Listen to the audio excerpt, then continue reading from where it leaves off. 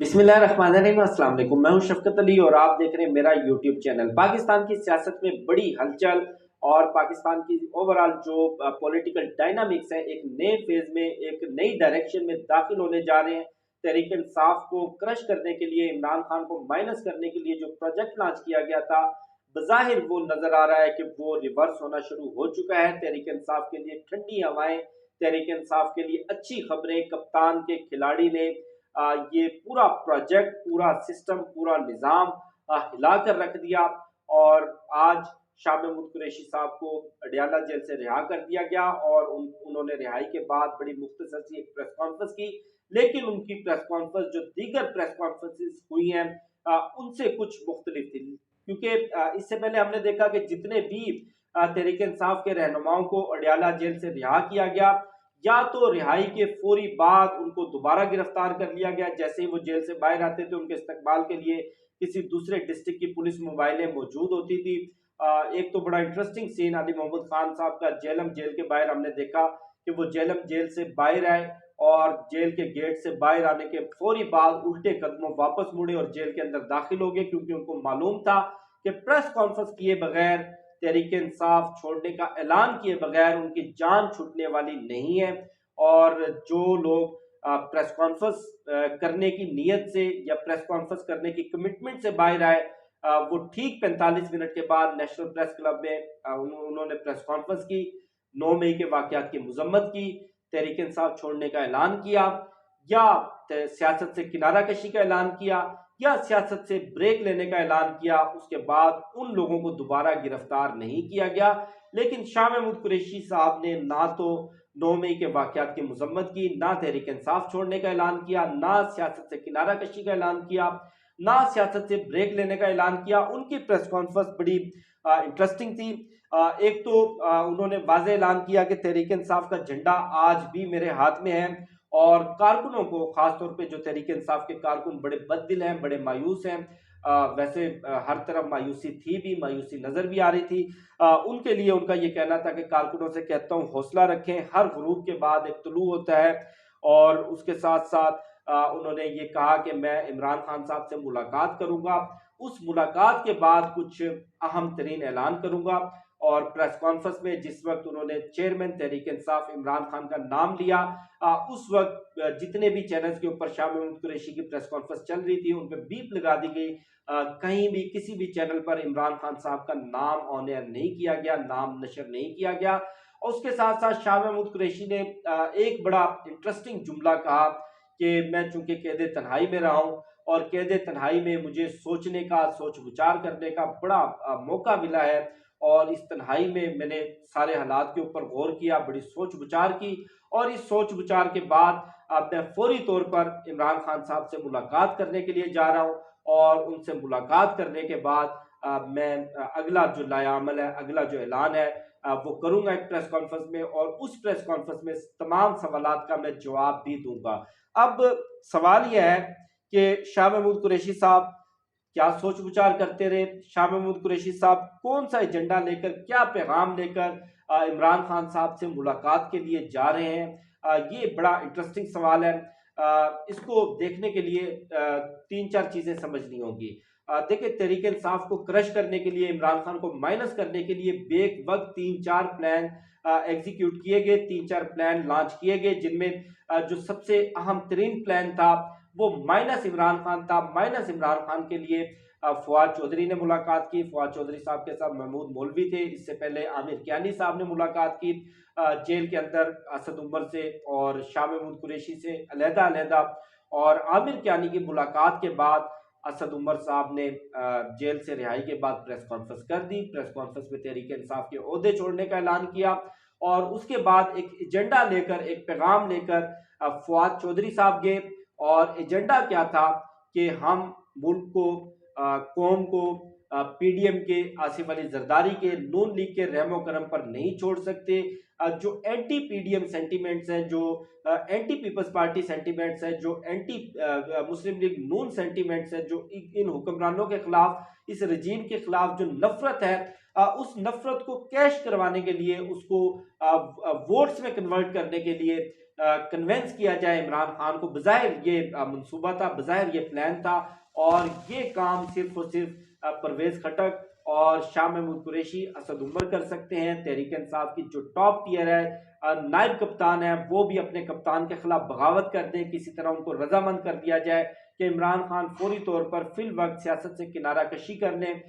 उसके बाद जो मामलात हैं वो शाह महमूद कुरैशी साहब देखें, इंतखाबात में जाया जाए, कौमी असम्बली में वापस जाया जाए, मुज़ाकरात शुरू किए जाएं। लेकिन शाह महमूद कुरैशी साहब ने उनकी इस पेशकश से, इस प्लान से इनकार कर दिया, और उसके बाद एक दूसरा प्रोजेक्ट लॉन्च किया गया तहरीक इंसाफ से, एक लोटा ग्रुप तश्कील देने का। लोटा ग्रुप के अंदर डॉक्टर हाशिम साहब थे, मेरा ख्याल है कर्नल हाशिम डोगर साहब थे, और मुराद राज साहब थे, उनके साथ साथ कुछ दीगर लोग भी थे।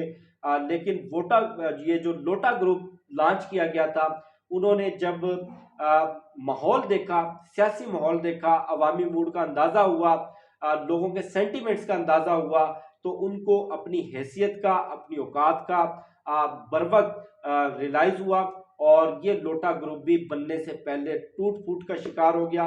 उसके बाद जो तीसरा प्लान था वो जहांगीर तरीन की सूरत में लॉन्च किया गया था, लेकिन जहांगीर तरीन प्रोजेक्ट भी बुरी तरह से नाकाम हुआ, क्योंकि किसी भी बड़े अहम शख्सियत ने, किसी भी बड़े कैलिबर की सियासी शख्सियत ने जहांगीर तरीन के ग्रुप में शमूलियत नहीं की। और जैसे कि मैंने गुज़श्ता वीडियोस में भी बताया था कि जितने लोग जहांगीर तरीन ग्रुप में आए, वो तीसरे चौथे नंबर पर इंतखाबात में आने की सलाहियत या कह लें कि हैसियत तो रखते हैं, लेकिन इंतखाबात जीतने की और इंतखाबात जीत कर एक सूबाई हुकूमत बनाने की हैसियत उनकी भी नहीं है। उसके साथ साथ एक और पैरेलल जो प्लान एग्जीक्यूट करने की कोशिश की गई थी, प्लान लॉन्च करने की कोशिश की गई थी, वो पीपल्स पार्टी थी।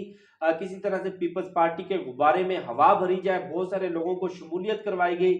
35 से 40 सियासी रहनुमाओं ने, जो कि माजी के अंदर कौमी असम्बली की नशिस्त जीतते रहे हैं, सूबाई असम्बली की नशिस्त जीतते रहे हैं, अच्छा वो अपने अपने इलाकों के अंदर असर रसूख रखते हैं, ज़ात बरादरी की धड़ेबंदी की सियासत में ठीक ठाक वोट बैंक रखते हैं, उनको शमूलियत करवाई गई। लेकिन जो रिपोर्ट्स मिली हैं, जो असेसमेंट मिली है, जो रीडिंग्स मिली हैं, उनके मुताबिक पीपल्स पार्टी भी फिल वक्त इस पोजीशन में नहीं है कि वो पंजाब का मार्का जीते, वो कौमी असम्बली का मार्का जीतकर मरकज में हुकूमत बनाने की उनकी पोजीशन भी नजर नहीं आ रही। जो मुस्लिम लीग नून का हाल है, जो मुस्लिम लीग नून की अपनी पोजीशन है, वो आप लोगों के सामने है। अब इन तमाम तर हालात में, इन तमाम तर जो सूरत हाल में, जो रिपोर्ट्स गई हैं, जो सर्वेज गए हैं, जो असेसमेंट्स गई हैं, जो रीडिंग्स गई हैं, उनके मुताबिक किसी सूरत भी इमरान खान को माइनस करना मुमकिन नहीं है, क्योंकि वोटर आज भी इंटैक्ट है इमरान खान के साथ, पाकिस्तान तहरीक इंसाफ के साथ, और पाकिस्तान तहरीक इंसाफ बरकरार है इमरान खान के नाम से। इमरान खान का नाम है पाकिस्तान तहरीक इंसाफ, और तहरीक इंसाफ को तोड़ना, तहरीक इंसाफ को कमजोर करना, माइनस करना किसी सूरत भी मुमकिन नजर नहीं आ रहा। अब सॉरी, जो बज़ाहिर नजर आ रहा है, शाह महमूद कुरैशी साहब की जेल में दो अहम तरीन मुलाकातें हुई हैं गुज़श्ता 72 घंटों के दौरान, और उन मुलाकातों के अंदर बड़ी तवील डिस्कशन हुई हैं। ये मुलाकातें कई घंटों पर मुश्तमिल थी, और कुछ फार्मूले कह लें कि फार्मूला कह लें या कुछ फार्मूले कह लें, वो तय किए गए हैं। कुछ चीज़ों के ऊपर इत्तफाक राय हो चुका है, कुछ चीज़ों के ऊपर इख्तलाफ राय बरकरार है, और बज़ाहिर दोनों अतराफ से अपनी अपनी जो पेशकश है, अपने अपने जो प्लान्स हैं, अपने अपने जो फार्मूले हैं, वो एक्सचेंज किए गए हैं। और शाह महमूद कुरैशी साहब, ये जो खुफिया मुलाकातें उनसे जेल में होती रही हैं, उन खुफिया मुलाकातों का एजेंडा लेकर, उनकी पेशकश लेकर, उनका आप कह लें कि प्लान लेकर इमरान खान से मुलाकात करने के लिए जा रहे हैं। अब ये प्लान क्या हो सकता है? देखिए, ग्राउंड रियलिटी सारी मैंने आपके सामने रख दी, पिक्चर आपके सामने वाजे है। बज़ाहिर नजर ये आ रहा है कि इमरान खान साहब को किसी तरह डायरेक्टली टेबल टॉक पर बिठाया जाएगा, किसी तरह से इमरान खान से डायरेक्टली राब्ता किया जाएगा शाह महमूद कुरैशी के जरिए। कुछ लोग, कुछ दो की बुनियाद पर एक कदम इमरान खान पीछे हटाएंगे, एक कदम जो हमारे मुख्तदर हल्के हैं वो पीछे हटाएंगे, थोड़ी सी लचक पैदा की जाएगी, और उसके बाद इंतखाबात में जाने का फैसला किया जाएगा। देखिए अक्टूबर में इंतखाबात होने हैं, इसमें तो कोई दो राय नहीं है, इसमें तो कोई किसी किस्म का बज़ाहिर हर्डल नजर नहीं आ रहा। जितना मर्जी मौलाना फजलुर रहमान तड़पते रहे, चीखते रहे, जितना मर्जी मुस्लिम लीग नून तड़पती रहे, सीना को भी करती रहे, अक्टूबर में इंतखाबात होने ही होने हैं। अक्टूबर बहुत ज्यादा दूर नहीं है। और बजट के फौरी बाद जो कि 2-4 रोज के बाद 9 जून को बजट आ रहा है, बजट के फौरी बाद पाकिस्तान का पूरा जो सियासी माहौल है, सियासी मंजरनामा है, यकसर तब्दील हो जाएगा, यकसर बदल जाएगा।